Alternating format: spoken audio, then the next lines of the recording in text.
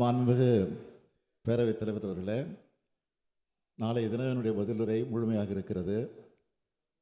இருந்தாலும் எதிர்க்கட்சித் தலைவர் அவர்கள் ஆதாரம் இல்லாத வகையில் இங்கே பொத்தாம் பொதுவாக குற்றச்சாட்டுகள் சொல்லுகிற காரணத்தால் சில விளக்கங்களை நான் சொல்ல வேண்டியிருக்கிறது. அதாவது மாண்பு எதிர்க்கட்சி தலைவர் அவர்கள் அவரது ஆட்சியின் சாதனைகள் சிலவற்றை சொன்னார்.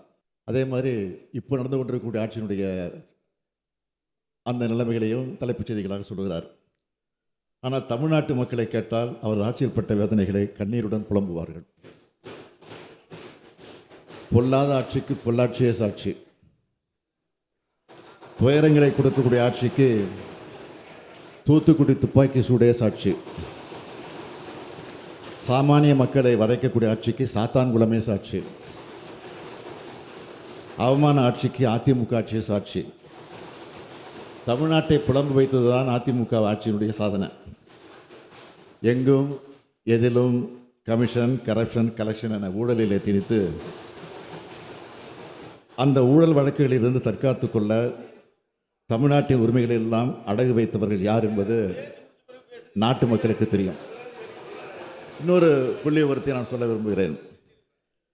எதிர்க்கட்சி தலைவர் தலைமையிலான ஆட்சி நடைபெற்றதை விட தற்போது திமுக ஆட்சியினுடைய இந்த 4 ஆண்டுகளில் குற்றங்கள் குறைஞ்சிருக்கு. கொலைலாம் சொன்னார்ல, அதுக்கு புள்ளி வர சொல்கிறோம். கடந்த 12 ஆண்டுகளில் 2024ஆம் ஆண்டில் தான் கொலை சம்பவங்கள் குறைவாக நடந்திருக்கு. இன்னும் சொல்லணும்னா கடந்த 4 ஆண்டுகளாகவே ஒவ்வொரு ஆண்டும் கொலைகள் குறைஞ்சிக்கிட்டு தான் இருக்குது. கொலை குற்ற விகிதம் 1,00,000 மக்களுக்கு தேசிய சராசரி 2.2 என்றால் தமிழ்நாட்டில் அது 1.1ஆக குறைஞ்சிருக்கு.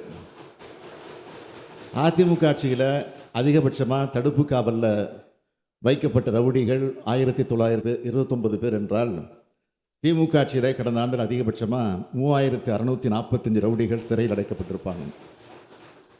ஏ மற்றும் A+ ரவுடிகள் எண்ணிக்கை 50 விழுக்காடாக குறைக்கப்பட்டிருக்கு. காவல் நிலைய மரணங்கள் அடியோடு குறைக்கப்பட்டிருக்கு. எதிர்க்கட்சி தலைவர் ஆட்சி காலத்தில் நடந்த காவல் மரணங்கள் 15. அதில் சாத்தான்குள காவல் நிலைய மரணத்தை யாரும் மறந்திருக்க முடியாது. திமுக ஆட்சியில் 4 ஆண்டுகளில் இது 3ஆக குறைக்கப்பட்டு 2022 ஒரு காவல் நிலைய மரணம் கூட இல்லைங்கிற நிலையை நாம் ஏற்படுத்தியிருக்கிறோம். எதிர்க்கட்சி தலைவருடைய ஆட்சி காலத்தில் 4 ஆண்டுகளில் 14,174 பேர் குண்டர் சட்டத்தில் அடைக்கப்பட்டாங்க.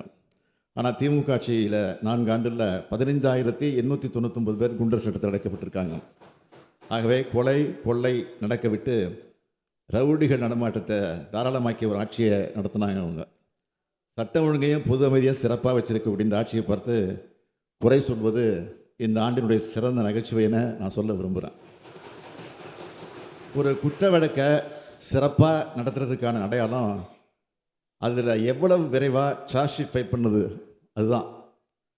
நீதியை பெற்றுத்தர வழக்கு பதிஞ்சால் மட்டும் போதாது, குற்றப்பத்திரிக்கை தாக்கல் செய்கிறதும் முக்கியம். எனவே அந்த வகையில் பார்த்தா எந்த வழக்காக இருந்தாலும் உடனடியாக வழக்கு பதிவு செஞ்சு விசாரணை நடத்தி விரைவாக சார்ஜ் ஷீட்டை ஃபைல் பண்ணுற அரசாக இந்த அரசு இருக்குது. கொலை, ஆதாய கொலை ஆகிய வழக்குகளில் 95.2 விழுக்காடு குற்றப்பத்திரிக்கை தாக்கல் செய்யப்பட்டிருக்கு. கொள்ளை வழக்குகளில் 98.4 விழுக்காடு குற்றப்பத்திரிக்கை தாக்கல் செய்யப்பட்டிருக்கு.